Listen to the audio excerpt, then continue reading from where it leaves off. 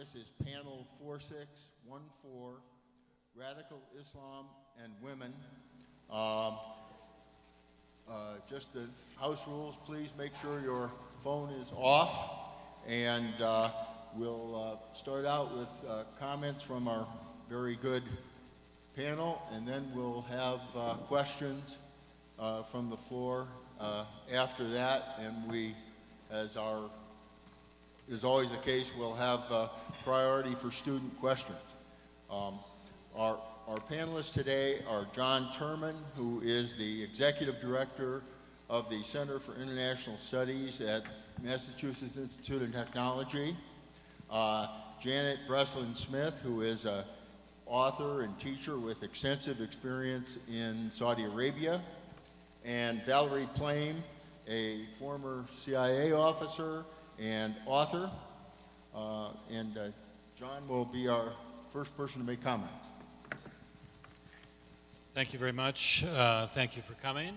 And again, I thank the committee for the invitation to be here. This is always a wonderful week for we participants, and that has certainly been true this week. I'm going to step back from the present day for just a few minutes to ask the question, how did radical Islam come about? And when I say radical Islam, I mean a militant, often violent form of Islam, sometimes called, fundamentalism, Salafism, other words that attend to it. But this may be a question we can delve into later. But I want to look at the sort of historical pathway to the present day. And I date it back to the time of the early 1950s, essentially. I mean, one could go back further and of course, trace the evolution of devotion itself, but I'm interested in the politics of the Arab world, particularly Arabs and Persians, in looking at this issue. So, looking at the early 1950s was a time of upheaval in the Arab world in which old monarchies, often imposed by the victors in World War I, were overthrown by popular movements. And these movements, typically epitomized by Nasser in Egypt, but there were others in other countries as well, were largely secular and what came to be known as Arab socialism. They were state-centered, control economy, command economies. They were very much tied to the military. Many of those who engineered the revolutions were military officers. And for years, for decades really, these revolutionaries held power in places like Algeria and Tunisia, Egypt, Syria, Iraq, and all but the Gulf monarchies of the Persian Gulf. This Arab solidarity around a socialist vision, quasi-socialist vision, they were tied somewhat to the Soviet Union as allies, and they held power from the early 1950s approximately well into the 1970s. They themselves became subject to popular movements because the Arab socialist experiment really didn't work very well economically. It didn't work for ordinary people very well. And there was all kinds of reasons for that we can explore later if you'd like, but mainly it was simply incompetence, bureaucratic infighting, some corruption, the usual things that beset governments that don't really have a great deal of popular support or the institutions of democracy that keep them accountable. And that was the case in these countries. What replaced them were not other secular democratic movements, but a new vision of Islam that was far more politically attuned to the time than Islam had been for many, many years. Part of the reason for this was that in Iran, for example, where a democratically elected government, secular government of Mohammad Mossadegh in 1953 was overthrown by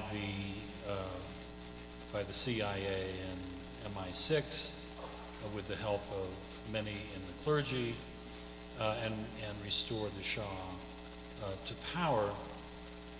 The United States was very deeply involved in that, and one of their stratagems was to crush the left in Iran because they saw it as being aligned with the Soviets. This happened in other countries as well, where a viable non-Soviet left-wing left parties, liberal parties, were not allowed to flourish because of the Cold War dynamics. And what that meant was that there was only really one pole of opposition to this aging, corrupt government, and that was the politics of the mosque, the politics of the bazaar. Because even though Islam had been politically quiet through most of that period, the previous period, it was the one place that the rulers would not completely suppress, because after all, the countries were predominantly Muslim. So in Iran, certainly, the clergy became politicized and became a very powerful political force. And this happened in other countries as well. This was one source of radicalization, because the West had supported many of these governments, or at least had diplomatic relations with them, and they were viewed, the West and secular culture, Western culture, were viewed as the enemies of these popular movements, and thus was born a kind of a political Islam that in many places, not everywhere, but in many places became more and more radicalized over time. Another source of radicalization has been war. The United States, of course, has been very involved in many of these countries, and of course I don't have to repeat for you the history in Iraq, which is probably the most emblematic of this. War tends to be extremely disruptive, not only of the political situation, but of the social fabric of a country. It's a disruptor in the worst possible ways, and one of the things that happens in these cases very often is that people turn to the mosque for sustenance of various kinds when the central government is at war or torn, civil war, what have you. And this has also happened, particularly in Iraq, and explains to some extent the rise of ISIS. A third source of radicalization has been what might be called globalization, the clash of globalizations, as Harvard professor Stanley Hoffman put it in a famous essay in Foreign Affairs, and that is that our view of how globalization should proceed, which is to say a set of largely economic measures of free trade, liberalized trade and investment and so on, clashes with local cultures which resist the cultural imperialism that seems to come along with that. And this has stimulated in many of these countries a reaction that has used Islam as its vehicle for protest, essentially, against Western cultural imperialism, and has left many people impoverished, which also, of course, exacerbates conditions in those countries and favors this kind of radicalization. So, you know, when we think about why is there an ISIS, why are there jihadis in so many places that oppress women, deny them human rights, we have to look first to how we in Britain and Europe particularly have approached these regions over the course of many decades. What did we do that destabilized these countries? What are we doing now that destabilizes these countries and makes it impossible to have what we might call normal politics?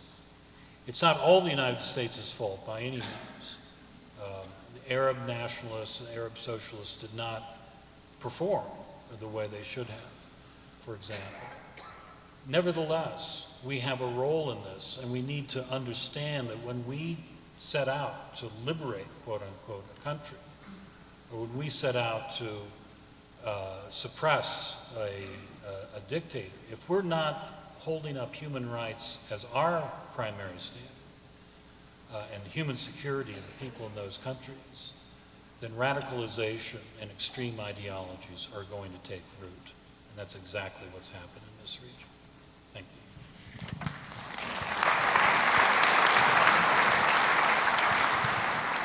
Thank you, John. Janet Breslin-Smith? Am I? Yes. You can hear me.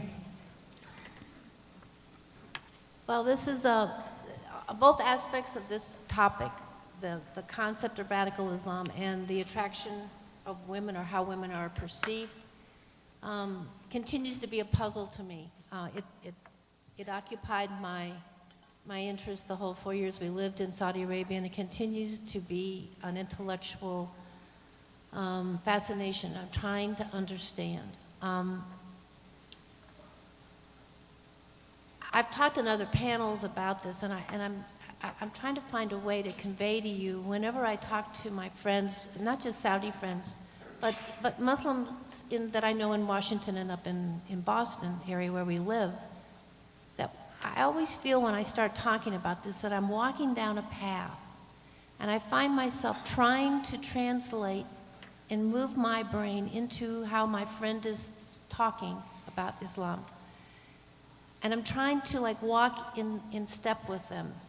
And the path to me we take is always covered with black mesh. So I feel that constraint. So I'm trying to identify and get closer, but I also feel constrained in both what I can say and what I think my friend will say. So I think the previous speaker did a wonderful job of kind of giving you the geostrategic, the geopolitical structures about what have prompted a political movement, let's say. What I'd like to do is reflect a bit about, on the more personal level, of the dynamic on these two issues. Some of you have heard me say this before, that usually when a young man, sometimes a young woman, but a young man is caught, either, like say the Boston bomber, and they say, why did you do this? Why did you do this terrorist attack? Or why do you want to do this terrorist attack? And usually almost the first phrase out of their mouth is, I want to defend Islam. And that notion of defending it and that it's under attack is a very strong image in people's minds. Again, I've always been caught by the idea that it only seems to be expressed in the physical, and that no one says, I want to defend it with my brain, my mind. And I keep tussling with this issue, because certainly in other traditions, there are great debates. Within our own tradition, we have great debates over the ideas of mankind. And yet there's something there that expression hasn't flowered yet.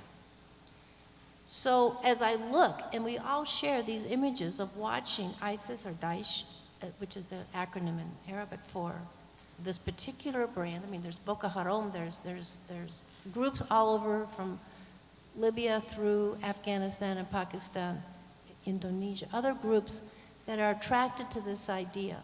And the only way I can understand the idea is, in addition to the concept of that Islam is under attack, is some way of regaining glory, regaining respect. Now that idea is not obviously just unique to Islam. A good friend of mine who was here yesterday, he may be here today, has spent his entire career studying and working with gangs.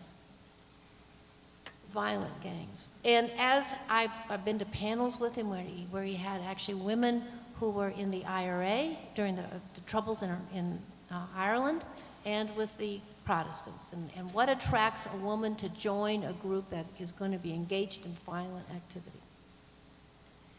And I asked him yesterday, I told him I was going to be on this panel, and I said, do you think it is, I thought maybe 3 things. Why would you be attracted to join ISIS? So is one, that you're attracted to the masculinity of the men. They're warriors. And, throughout history, the flags are flying, and you're marching off to war, and the women are at the side kissing the men along the way. The second thing I thought of is your devotion to Islam, and you want to see it. You want to see it gain glory. And the third is sometimes an addiction to violence. And he said it's number 1 and number 3. Now, I don't agree with him, actually. I think that we don't, certainly I speak for myself, the idea that Islam is life itself, that in the course of a day, almost everything you say or make reference to always is added a phrase in Arabic of if God wills, or hopefully God will allow, or thanks be to God. So the involvement, that you're surrounded by the idea that God is determining things, and that it is a very present atmosphere around you. So I can't discount that. But obviously the addiction to violence, and also having a historical memory of violence in the history of Islam, I think is an important thing that as Americans we have a hard time either. We don't want to look at these violent parts of our own history, but we certainly don't have much of an understanding of Islamic history. And in that regard, I would recommend a book that helped me a lot called Destiny Disrupted. It's the world history through Islamic eyes. But it's really the history of Islam. And it's very well written. It's written by a Afghan American who edits high school history books. And he decided it was time to kind of convey that. So I would recommend that book. So the 2 questions in my mind is, again, what attracts a woman to say join this, knowing that in the presentation of ISIS, they are advocating and touting slavery of women, and that you get to rape the women in the areas that you take over, again in the tradition of warring tribes throughout history. What would attract a woman to join something that involves slavery, rape, staying in your house, and not being out and about? Obviously, there's some warriors. The Prophet's the youngest wife, Aisha, fought in the Battle of the Camel, was on camelback in war, so there is that tradition. I have to say one last thing about this that did strike me. The most forceful discussion I had when I was in Saudi Arabia of a woman who really wanted me to understand why Islam, and again, a very conservative interpretation of Islam, was really good for women, was actually an American married to a Saudi. And she, and most Muslims I know who are in the more conservative tradition will say that Islam gives women, that first off, Islam is a perfect religion, it is life itself, and that it gives women all rights. And usually if you probe that, or as I began to look at it, it's usually a definition of economic rights, because indeed in Islam there are provisions for inheritance and a woman keeping their own money. And so the rights they have in mind are economic rights primarily. But they also will make reference to that the Prophet was very vocal in countering the tradition at the time in his life of killing baby girls. That in other cultures, as we know, there's a preference made to boy babies, and so there was a tradition of if you had a baby girl, you would just bury the girl in the sand, the baby in the sand. And the Prophet came out against that. When I talk to my Saudi women friends now, we try to probe more deeply what are the values that expresses. That act obviously expresses a sense of equality, that baby girls are as valuable in life as baby boys. So I think that right now what we're observing in the kingdom itself and throughout the region is a real befuddlement, especially to mothers and fathers. And we can talk about this more, and a couple friends of mine are in the audience, if they want to join this discussion, who are from Saudi Arabia. There are values in Islam to respect your mother and your father, and family's a cohesive unit. And when young boys especially are attracted to go from Riyadh up to Iraq or up to Syria, many times the story is they don't tell their mother. They leave in the middle of the night. They've been watching videos, they're attracted to this idea of glory, and they leave. And when I've talked to Saudi mothers and fathers, I sense in them that, again, on one level, the ideology, the theology resonates, but on another level, the level of violence, the way this is being carried out, disturbs. There hasn't been an opportunity yet that I've observed within the kingdom for mothers and fathers to come together to express their concern as mothers and fathers. Again, as an American, I tend to see the question as, is this the Islam they want to see? I look at it through American eyes. But if I hear them as mothers and fathers, I do think this is a profound moment right now. This is on their border. This is not far away in Afghanistan. This is not in Africa. This is on their border. So I want to just leave you with that. If you put yourself in the shoes of a mother and father, this is a moment where I can see them struggling with what to do. Thanks.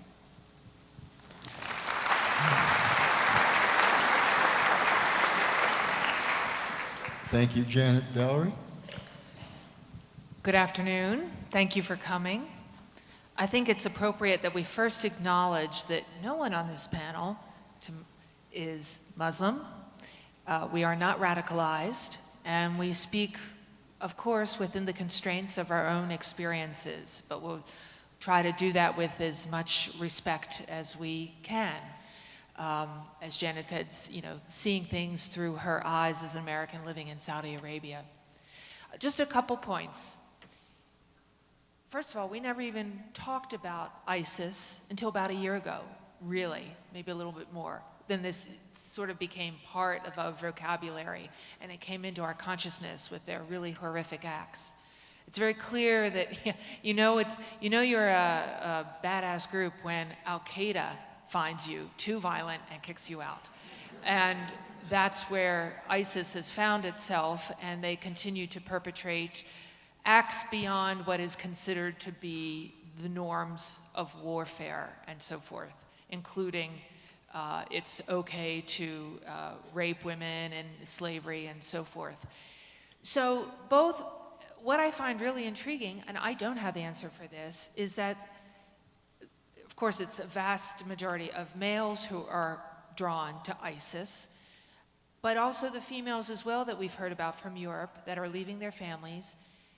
They're coming from educated, middle-class, rather moderate families.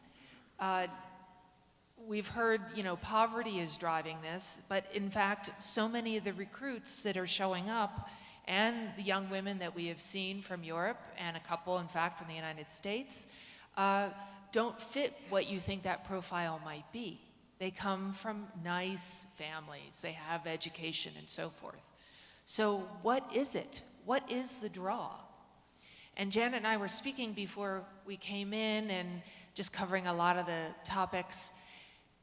And this is just my speculation. I am not a sociologist or an academic or any on this, but it does occur to me as a very keen observer of the human condition that humans by nature, many of us, really want to be told what to do.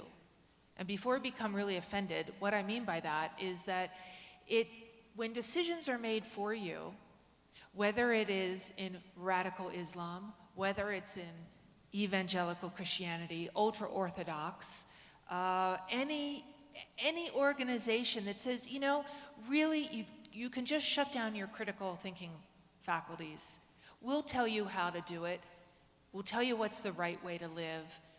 Oh, that really frees up your decision-making process, doesn't it? You worry about, do I have white bread or do I have wheat toast this morning? It really cuts down. I don't mean to be glib about it, but I think that is indeed part of the attraction. As we have heard over and over again, the very slick videos produced by ISIS, and it shouldn't just, using that, of course, there's Shahab and Boko Haram and other splinter groups that are attractive as well. And I think part of that is for young people that might be disaffected in different ways, or they're just, they are drawn to a certainty.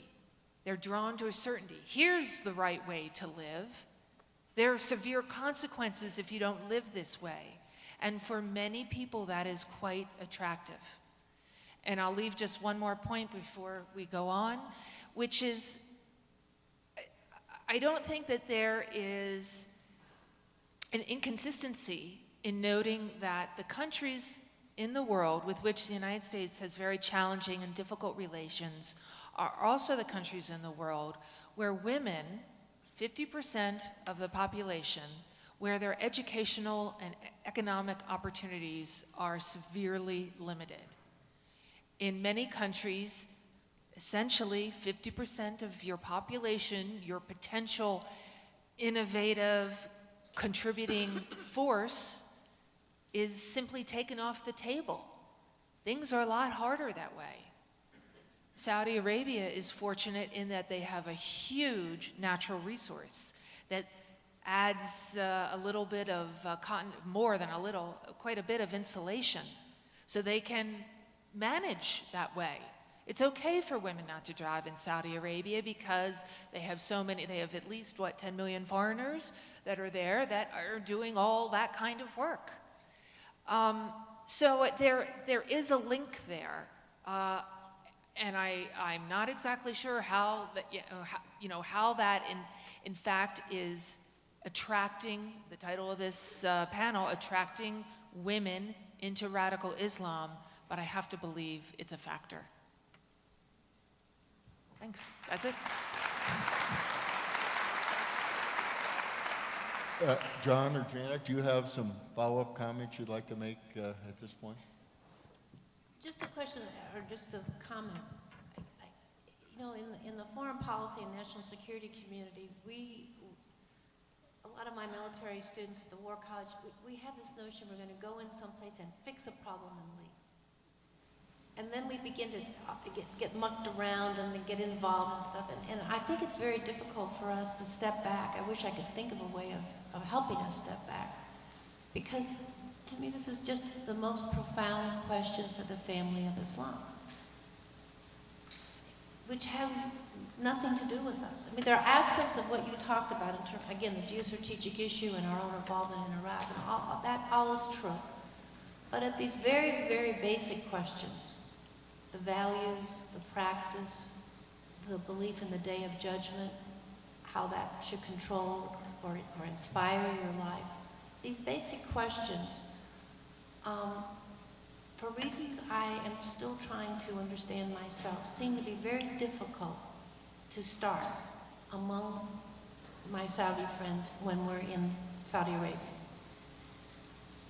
Sometimes I feel that if I start a discussion and we're trying to probe, and again, this is a threat.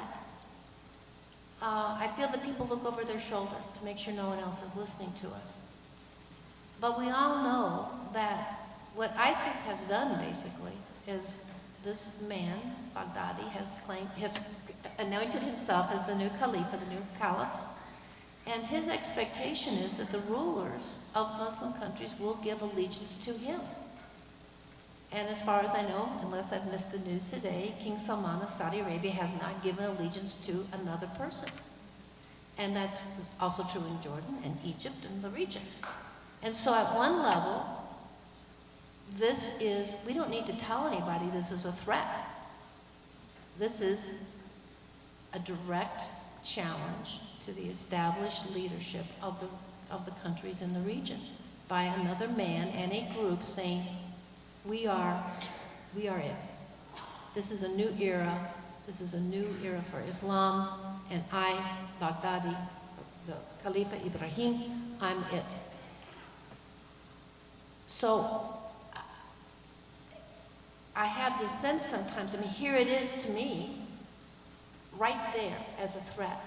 And yet, there is this very, very strong desire to turn away and just concentrate on the day-to-day. You know, we're doing, you know, Saudi Arabia's making great strides in education and scientific research, and life goes on, and I see many, many Saudi friends here at conferences, and if I close my eyes, I think it's 4 years ago when we first got there, and I had this feeling of optimism and so many new doors opening up. But it's a different era. And again, when I talk to mothers, I sense fear. Because everyone knows that there's stability there right now.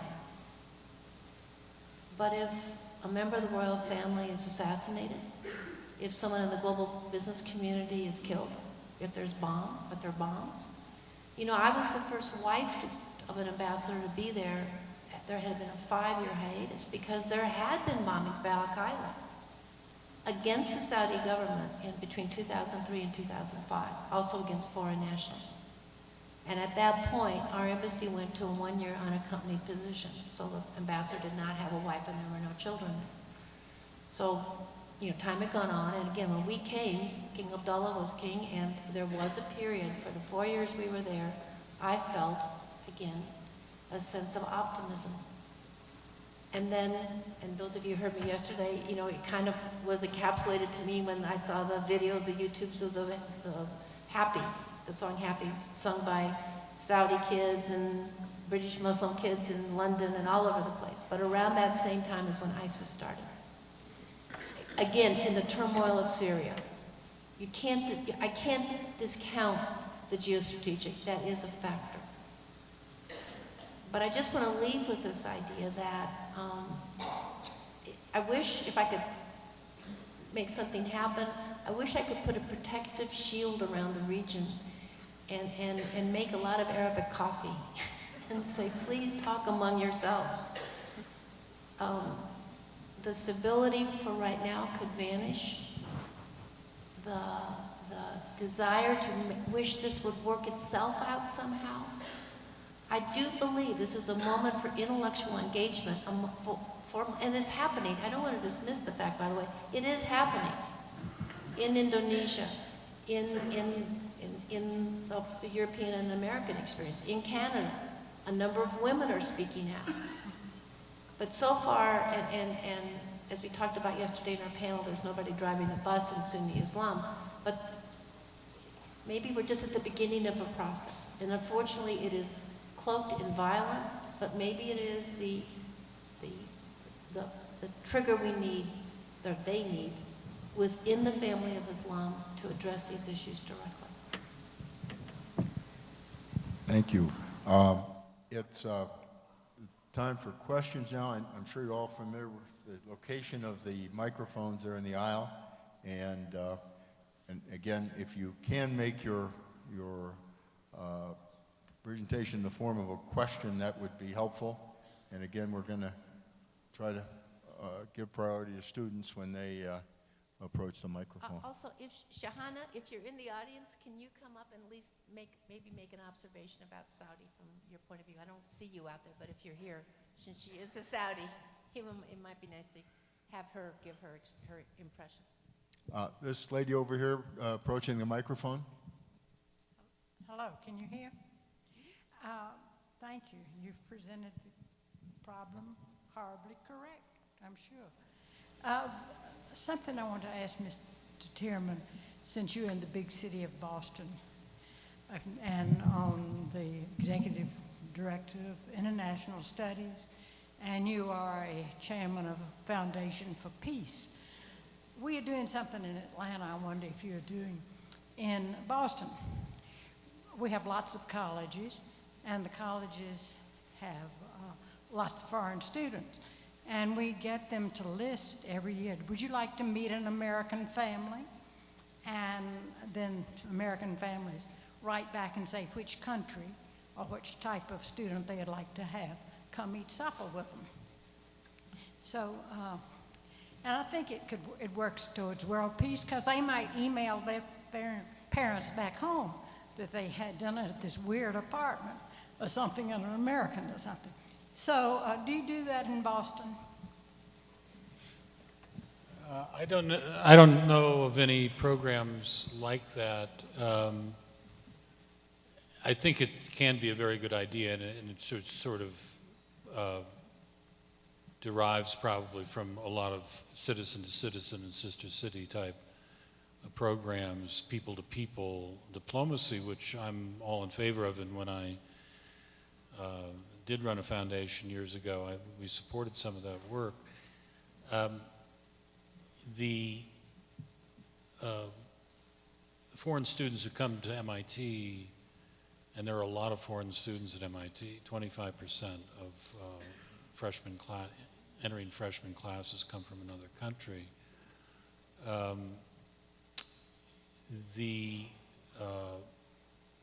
norm is to have them mix with other students, that's the priority, is to be part of a campus community, and so they live in dormitories. But I think that kind of program could work very well for upperclassmen, and maybe it's, some other kinds of schools. Well, it works real well, and it's called AMI, Atlanta Ministry for International Students. And you only have to do 3 things: phone them, take them to a civic event, and then have them to dinner in your home. And if you don't like each other after that, you don't have to see each other again. But it works real well. The latest girl I met was from Saudi Arabia. Oh, question, I'm sorry. This gentleman over on this side. Thank you, panel. I was born in Egypt, and my nanny was a Coptic Christian, and we had a really good experience there. My father was the agency. He worked 2 jobs, of course. He was vice consul at the embassy, and also the agency. And then we had another posting over in Libya and Benghazi, and we used to jokingly call it Benghazi, and it was a entirely different posting. And so I was just kind of curious, as far as the different type of cultures there, between the Coptics and the Muslims and the Bedouin. I was just kind of wondering what your tack might be as far as supporting the Coptics a little bit more. As you know, ISIS just kind of slaughtered quite a few of them, so I was just kind of wondering what the spin on that might be. Thank you. Want to speak to that? Well, you're talking about in the Iraq-Syria issue, and I think part of what, and also Lebanon, I mean, that whole region, that particular aspect, that grouping does not exist in Saudi Arabia. It's a broader question here, and again, I don't want to sound romantic about political theory, but the question about how groups get along with each other is the basic question of humankind. And the experience in Islamic history has really been basically one of authority structure, and so almost everyone you meet in the region will say, if we don't have this particularly authority structure of this king, this military leader, a strong president, we will have anarchy.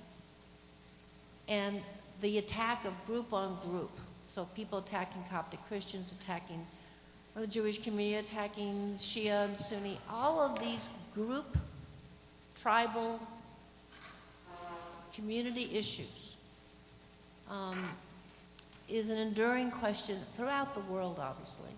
But in this region, to me, it's time for the region itself to consider how does it want to live with itself. And for an outside government to get involved in that question without an inclination or instinct, a part of the grouping itself to take it on, it's futile. May I just add, Janet, you were saying you wanted to hear more from the parents, say, who have lost children, who just drop contact and off they go, and the next thing they hear, they're either their child is dead or a fighter in Syria. The other thing I want to hear more from are the moderates in the region. Where are their voices? Where that Islam is, ISIS is giving Islam a really bad name in their actions. So where are the moderates that are saying this can no longer be allowed, this can no longer be tolerated? And I don't know how much longer, what is it going to take? Is it going to take, heaven forbid, the assassination of some Saudi royal figure or someone else before finally they say, enough, enough. The vast moderate voices of Islam must be heard. We're not there yet. I just want to comment about that. And I wish I was Muslim so I could speak with more knowledge about this question. But to the extent I have a feel for this, try to get to imagine if your concept is that the Quran is the word of God itself. It's not really subject to interpretation and debate in terms of how many Saudis would see this question. And that life is determined by God. So the idea of moderate versus extreme, we had a panel on this yesterday. It's difficult to see this issue. It really has to do with, and this is why it's such a profound and existential question for Muslims. And you hear some of it even in the conservative Christian community here in our debate on homosexuality. So people will say, but it's in the Bible. So if you challenge it, and people, I remember hearing somebody on radio a couple days ago talking about this debate about homosexuality. And it was a Baptist minister, and he was very, strong in saying, I believe in the word of the Bible. That is the essence of my faith. This is what I do. This is what I believe, every single word of the Bible. And so to take on this issue and to say, well, in modern science, we've looked at the issue of homosexuality, and there's some other, physical issues. That is an over here issue. He has his faith. And so that idea of holding on to word by word and believing that this is from God directly is a difficult issue than to say, well, let's just talk about this.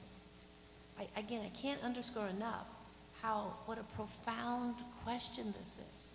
And that as Americans, it's so difficult for us to understand it because we are more used to either a secular life or that division in our mind between spirituality and our everyday life. I mean, we have different ways of looking at this question. But every time I talk to a Saudi, I found myself just kind of beginning to feel differently of how would I look at life if I could see it through their eyes. So the question about how do they move forth now on the issue of slavery, of treatment of women, of these basic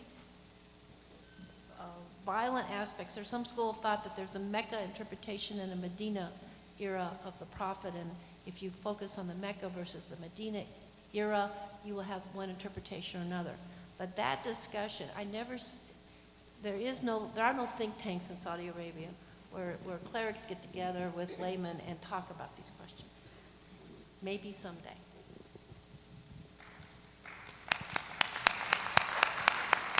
The lady by the microphone there. Thank you. When I saw the title of this program, I assumed the conversation would be about the treatment of women in the Muslim world. It's very interesting that all the panelists interpreted it as why are women attracted to Islam or radical Islam. And my question has to do with why do you think there's not more outrage in the world, in feminists around this country and internationally about the really horrible abuses, honor killings, stonings, female circumcision, those kinds of things. There's a lot of attack of Israel concerning human rights issues, but really the world seems quite silent on the really horrible human rights against women in the Muslim world. And I wonder if you had any thoughts about that. Sure. I'll start if you want. There's a couple things. The genital mutilation issue is primarily an African one, especially in Egypt, northern Africa. It's not a practice in the Gulf area, so that's one little aspect of it. But in terms of overall, those of you who heard me talk about this yesterday, I used to ask myself this question about treatment of women in general. And those of you who follow this issue know that in various parts of the world there are very, very active groups who are very supportive. And if you follow the tweet, if you follow on Twitter Saudi women or whatever, you will see, or Muslim women, you'll see lots and lots of groups who are very active in this area. So it isn't as if the world is silent at all. But if those of you who heard me yesterday, when I tried to understand this concept of why it resonates, because I found very, very few Saudi women who themselves were seething with anger about this. Some, I don't want to make a blanket statement. There are some Saudi young women I know who can't wait to drive and are waiting for the day and want me to teach them how to drive and don't suffer from the guardianship issue. That's true. But those of you who heard me and those of you who have not, I'll just say this again, that when you're in the desert and you see the Bedouin tents and you know that in the history of that country and of the region before oil came along, that Bedouins living in the countryside lived in black tents. And those tents are totally exposed to the weather, to the heat, to the sand, and there's no protection. And so I can see in talking to grandmothers and great-grandmothers that I met, that memory of vulnerability led to would seem like a sensible thing at the time to keep women inside as you would keep your wealth inside, so that marauding groups of people would not see the women. And that tradition, going back, throughout history, it also occurred in other tribes in that era when you were all vulnerable, led to the idea that you keep women inside. And again, many Saudi women would say to me, as a sense of protection. So the idea of covering also, besides taking away the temptation to not have men be attracted to you, so you take away the temptation, is also idea of protection.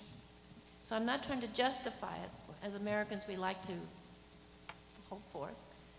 But I've tried to answer the question in my own mind, how did Saudi women present this to me? And in the course of looking at the history of the country and the type of clothes that existed before this era. And so the notion of covering against the sun, because if you notice, Saudi men also wear a gutra, the red and white check that you see. So there's some aspect of that, protecting against the sun and the elements. Some is the protection within in the tent.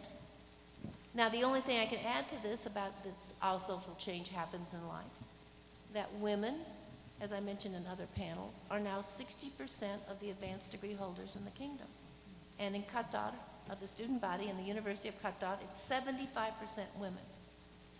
There is no way you can have this many women who are so talented and so smart and so capable, and I might add optimistic, that will not have an impact on the question you're talking about from within. May I just add that I believe it was 1996, Hillary Clinton, then as First Lady of the United States, was in Beijing at an International Women's Conference, and she said, for once and for all, we must know that human rights are women's rights and women's rights are human rights. They're one and the same. And that was the first time that really made a huge impact. And the reason, the question was, how come there's not greater outrage over, whether it's rape in India or honor killings or, it's because as a human species, we have a long history of women being second-class citizens. And part of it does come out, that's very interesting to think of protecting your women folk from marauders and so forth, you're protecting them. But I personally always struggle with this when I hear something like it's always been done like that, or it's tradition, it just knocks me over because, in this country, slavery was a tradition until 150 years ago, and then we decided that that wasn't a tradition we wanted to keep. I think as humans, one of our jobs is to keep evolving and finding better places. And I really am heartened, actually. It does seem to me that there is a certain momentum that we're seeing internationally and backed up by studies that finally say, when women have much better educational opportunities, economic opportunities to participate, that rising tide floats more boats. And you see, for instance, the outrage in India, those tragic incidents of the women that were raped on the bus. a few years ago, that would have rated, if anything, it certainly wouldn't have been in the A section of the paper, but it was not only an indigenous Indian outrage, it quickly caught on. We saw that as well with what Boko Haram did in Nigeria, bring back our girls. Unfortunately, that that was just a little blip. But there is, I think, a greater awareness that, taking care of 50% of the population and allowing them to contribute in meaningful ways is good for everyone.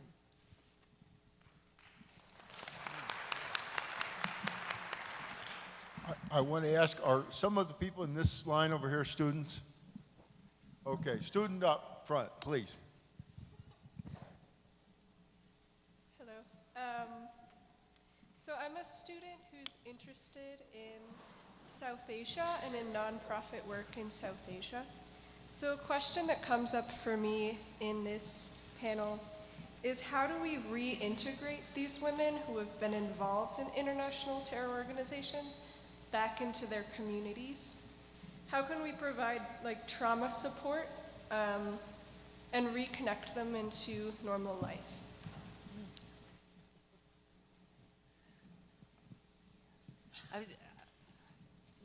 We have trouble doing that here in the United States, right? I mean, our mental health support and infrastructure is tenuous at best. But that seems to me to be very much a regional issue. That you have to reach out to those in your community. There is a much vaunted program in the Gulf states that takes radicalized men and tries to bring them, is this in the kingdom it's in the kingdom, and there might be others in the Gulf region as well, but that has taken Al-Qaeda members and so forth, even some that have come back from Guantanamo, and try to put them through the, de-radicalization mill. There's some success. I don't think it's a raging success. It's hugely expensive. It's really hard. So no surprise, women that have been traumatized one way or the other are, kind of low down on the list of priorities of things to get done. That's the truth. And that the structure that she's making reference to is because family's very strong. To try to, in the case of men, try to integrate the men back into his family, bring back support, bring a cleric to come in, kind of reason through these issues together, get a job, if there was time for marriage, and to reestablish a stable foundation. I have to say, in Saudi Arabia, there have been centers set up in various places to deal with both women that, if somebody's left them so they're alone, somebody went off to Afghanistan or whatever, there are places of support because they are thinking now about support for a number of different issues.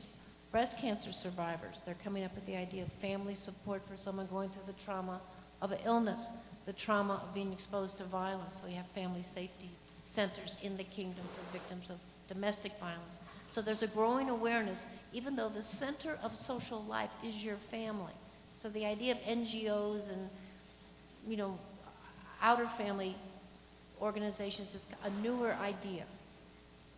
And certainly I'm sure if you Google it, you'll find tons, if you want to do this in your life, there's tons of volunteer opportunities to do this, especially in South Asia, more than in the Gulf. But even then, the Gulf is starting. The lady right there has been waiting a long time. Thank you. 30 seconds, please, to structure my question to Ms. Breton Smith. I'd heard watched an interview, Barbara Walters, 60 Minutes, I don't recall, of an Islam woman. And the Islam woman is saying to the person, why does America think that we want to embrace your freedoms? Why do you think we want that? Why do you think we want to expose our daughters to pornography, to pole dancing? Why do you think that? Very interesting interview. A week later, standing in an airport line in my halter top and short shorts, enjoying male attention, all the male attention I was garnering. Turn around, and a woman in her burqa is standing there. I can only see her eyes, surrounded by 3 Islam men. There was a fear in her eyes that was so palpable that if I had a cell phone, I would have called 911. It was frightening. And in a reflex, I reached out and touched her. and the hostility from the men was palpable. And my question is to Ms. Smith, during your 4 years there, would women come to you who did not want this, this tradition, this structure in their society, to ask you, is there a way out? Is there some, this woman obviously seemed terrorized, and did women ever talk to you personally about their true feelings that perhaps the woman being interviewed was not coming to a truth? Was this some way that she has been conditioned? Was she telling the interviewer the truth? What was your experience with tradition and desperation? Sure. Yes, I did have young girls come up to me, and even women my own age say, I'm weary, I'm frustrated, I want to leave, and it was heartrending. And there were times, my husband knows, I needed to get out and take a vacation or go someplace, because I do take things personally, and I've developed personal relationships and get close to people. And I can't dismiss that, and this is true all over the region. It breaks my heart when I meet young, talented Egyptian kids and who have left Egypt. And I will go home. I mean, if you're talented and you are frustrated and you have ideas about addressing the problems in your country, go back to Egypt. If everybody leaves, how do things get addressed? So yes, certainly that's true. And it's true in our country. I mean, there are people who are frustrated with the United States and wish it was different. But there's a special case here. You're right about that. On the other hand, what the interview, I didn't see this interview. I know Barbara Walters interviewed King Abdullah many years ago, so I hadn't seen this one with the woman talking. It was a while ago when I could actually wear short shorts and halter top. Right. Well, I have pondered something, and you may not like this answer. I have pondered something about us. Yeah. After I lived in Saudi Arabia for 4 years, not just the fact that everybody was covered, but there is in the culture a sense of modesty. And when I came home on vacation, I turned on TV and saw reality TV, and I was in the airport. And what I'm beginning to wonder about as women, how do we see ourselves in terms of our own dignity? And are we caught in our own commercial culture of advertising ourselves, especially young women, my daughter's age? Part of me, maybe I'm old-fashioned, part of me yearns for modesty, honestly.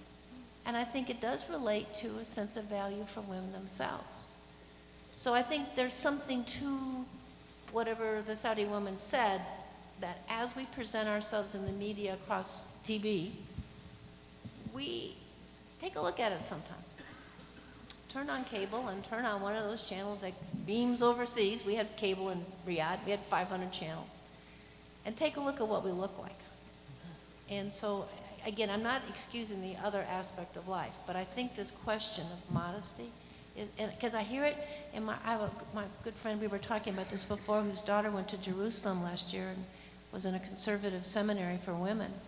And as I've been talking to her, she is also becoming more modest in her dress. And so in the Jewish tradition. So I think there is something there that we're trying to find a balance here in various religious traditions. May I ask one more question to you? Are women allowed to choose their husband in Saudi Arabia? Is that an arrangement made by an arranger, or? In general, in the culture, the tradition is cousins marry, or it's arranged. But what's happening right now, and this is a cute story actually, of all the girls I know in the DC area who are going to school, and I do see them, and like the lady from Georgia, I do try to have a monthly tea for all the Saudi girls who are going to school. And when I first met them, there are a lot of undergrad and grad students. And I said, well, how are you guys getting married? I'm a mom, I love to matchmake. And they all said, oh, we're not getting married till we have our master's degrees.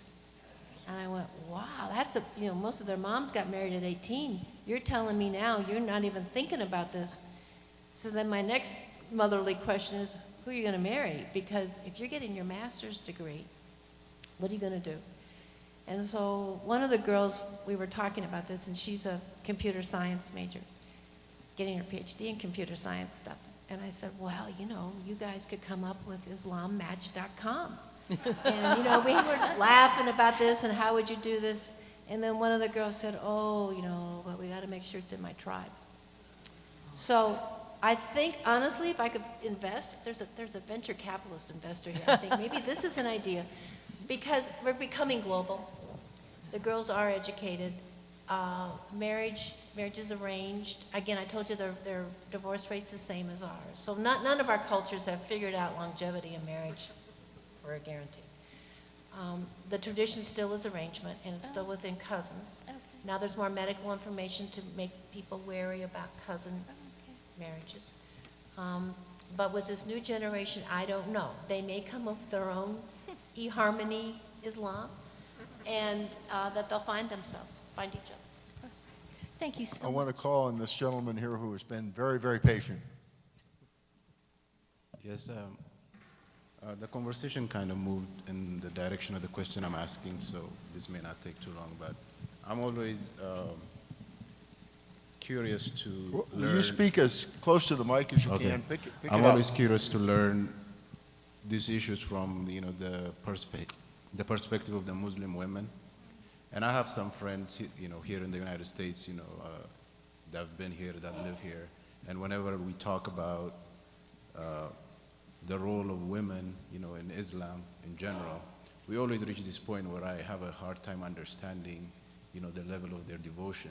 You know, even if they've been here and they've seen a lot of stuff, they have very strong devotion to their religion, and accepting things maybe sometimes I think it's not fair to them. I just wanted to ask, this is for anybody, if you can mention a conversation you've had with like a Muslim woman about these issues, and maybe mention one or two things you learned from them, like from their point of view.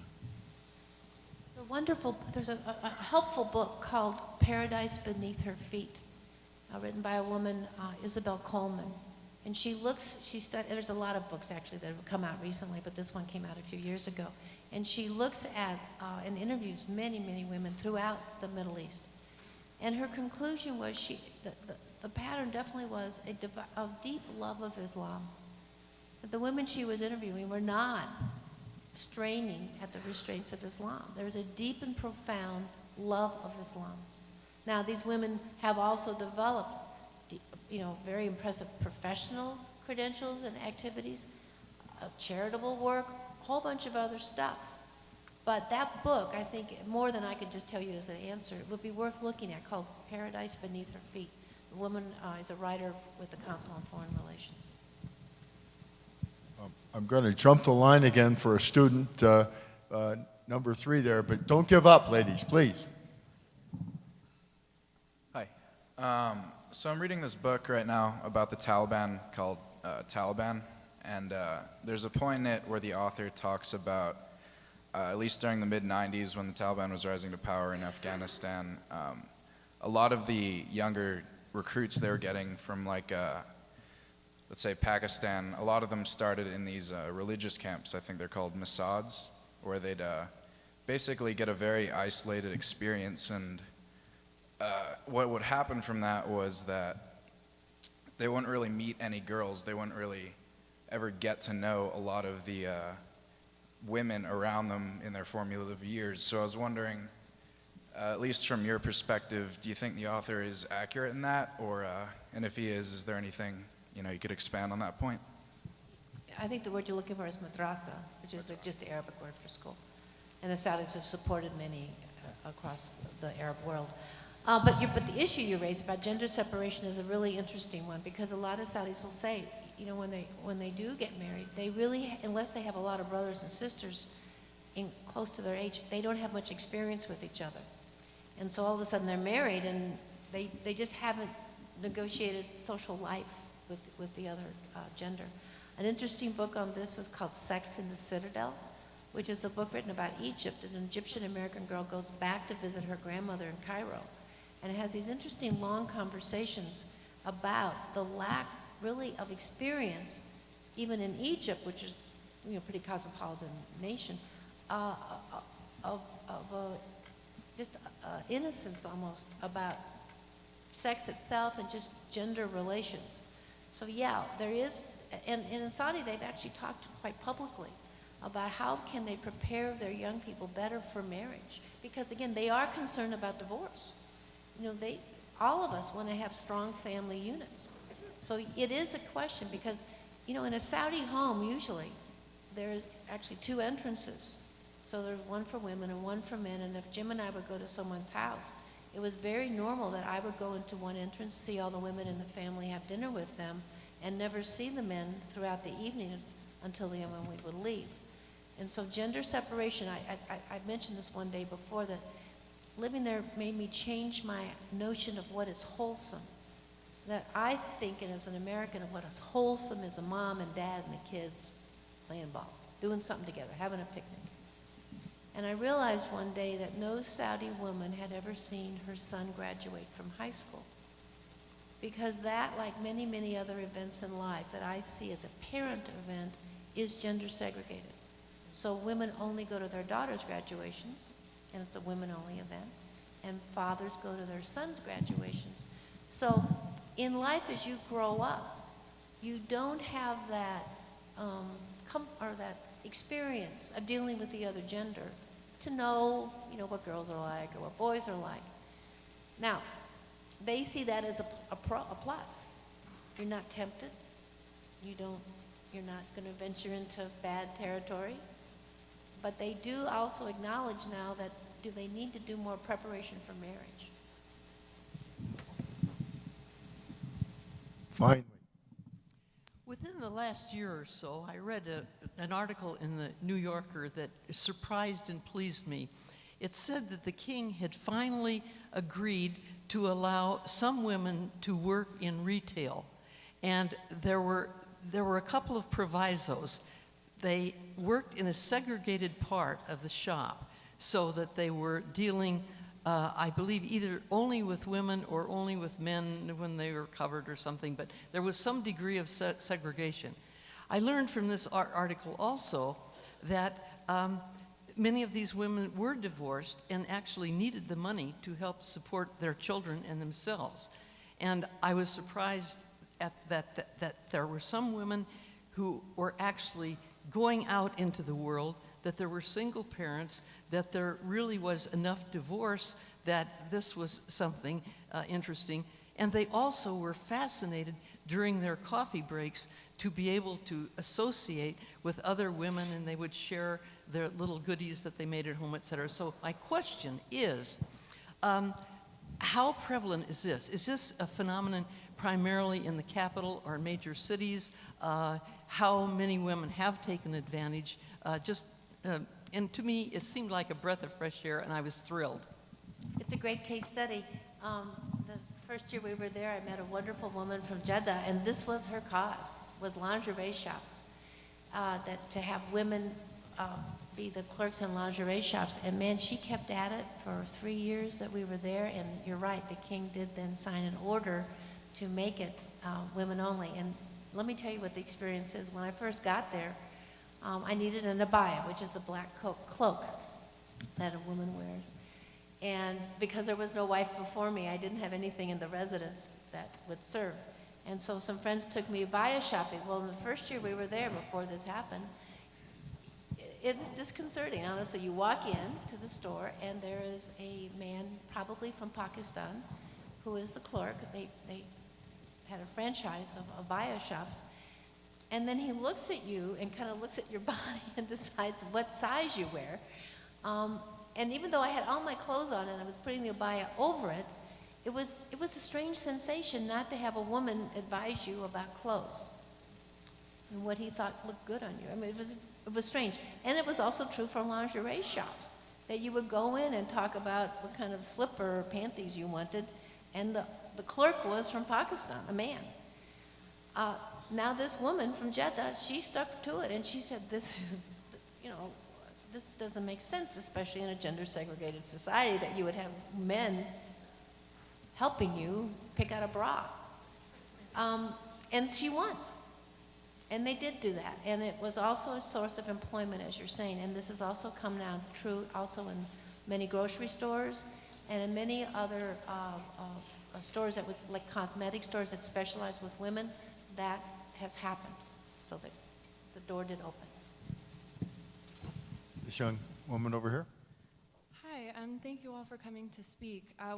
The earlier discussion around modesty reminded me of a cartoon I saw last year, and it was of a woman in full hijab and a woman wearing a bikini and sunglasses, and they're walking past each other on the sidewalk, and they both have thought bubbles above their head, and the woman in the bikini is thinking, looking at the woman in hijab and thinks, nothing, everything covered but her eyes, what a cruel male-dominated society. And the woman in the hijab is looking at the woman in the bikini, thinking everything covered, or nothing covered but her eyes, what a cruel male-dominated society. And I think, and that really struck a chord with me, and I think we kind of have this misunderstanding of Muslim women in Western culture, that they are weak and that they are oppressed. And so I was just wondering if you think that, this view and kind of negative stigma around women choosing to wear hijab and this view of them as oppressed might be something that attracts women to radical Islam. Maybe, although that cartoon really does summarize what I was talking about, those two views. But I did read another interesting article of a Muslim, actually I think she was Saudi, who goes to Canada. And it's a long article where she debates and thinks about, should I go out just in regular clothes, not wear my abaya, not wear the hijab, not cover. And she felt, she was afraid that if she went out just in blue jeans and a sweatshirt, would people stare at her? Because she was so used to covering. And the whole article was about her walking around Montreal and no one looked at her at all. Because she didn't look different. I mean, she looked like everybody else. And that was a revelation to her that she would not be stared at. And so I think for many people, they're going through, again, different reflections about these questions, about how do you feel about yourself as a woman? Are you trying to advertise yourself? What are you trying to get? And that cartoon, I think, summarized the two views. I've read over and over again where women who wear the full hijab or chador, they express a feeling of being safe, that they're certainly not going to get any catcalls or whistles, and they can almost move when they are in the streets invisibly, and that gives them a sense of feeling safe. You have to wonder, it tips over in Iran, certainly. If you show any ankle, you'll have the morals police on you, or any makeup, any lipstick, that will, that causes for demerit. I am totally taken with Janet's thought and that cartoon. We are at two extremes, and how our various societies work that out, it will be very interesting to watch.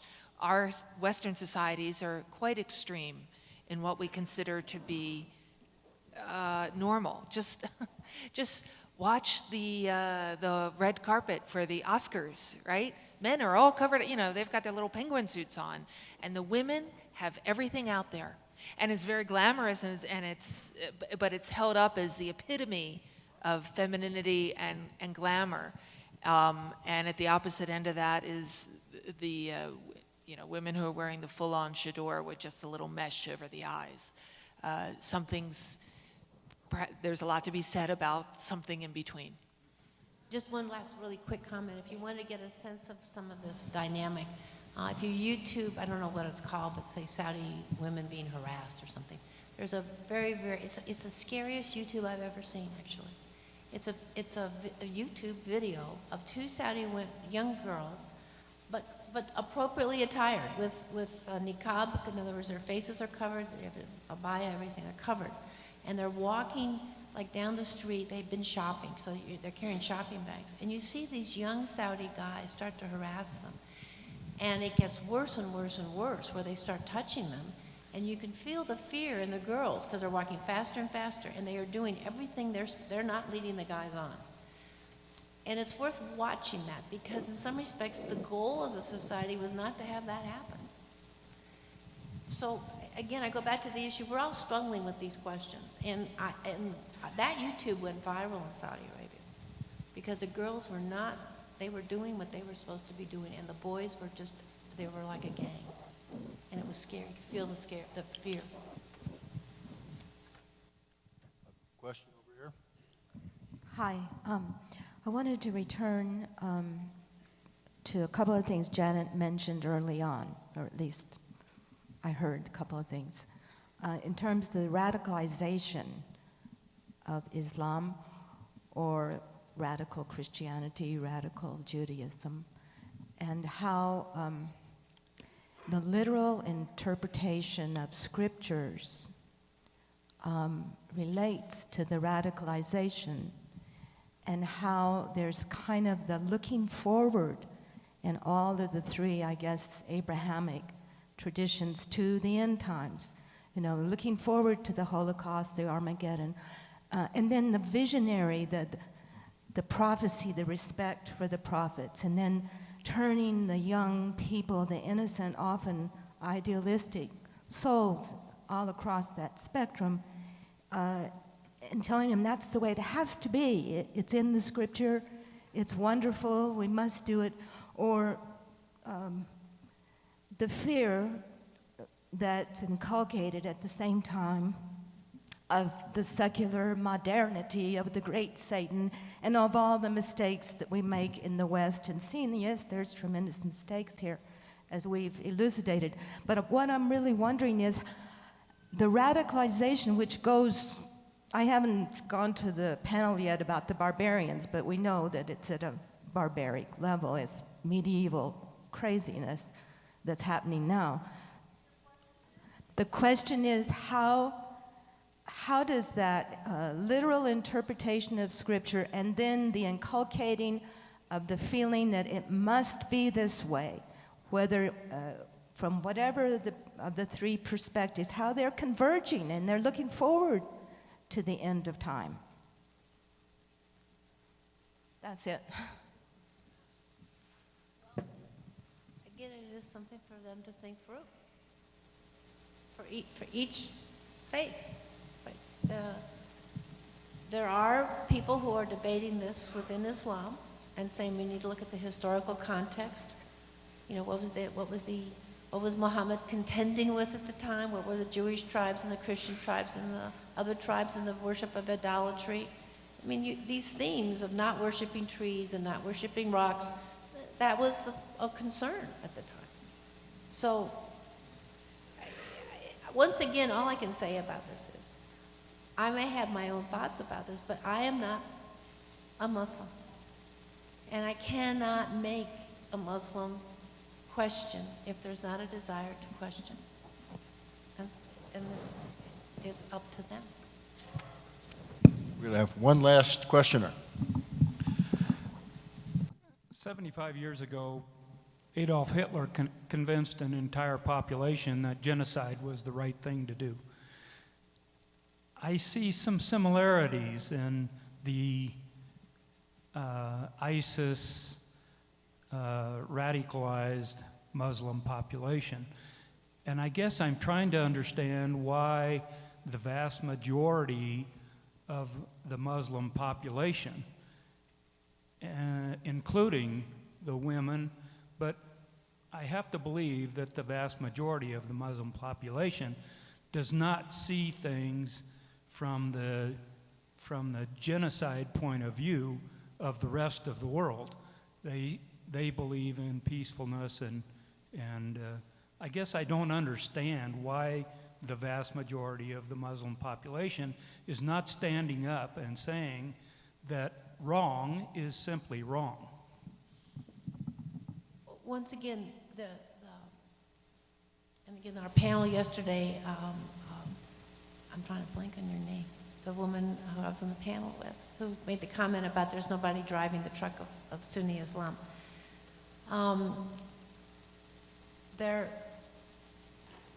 the thing that you need to watch is that there is no traditional institutional structure to gather that voice.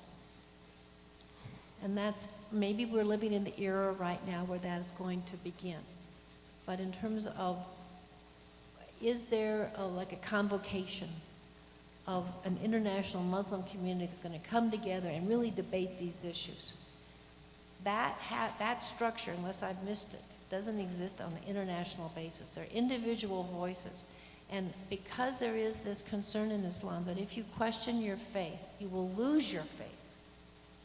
And if you lose your faith, you should be killed. That is a pretty strong inhibition to speech. On the other hand, this threat is right, as you say, it's right in front of them. So I keep going back to this theme. This is a profound moment in history for Islam.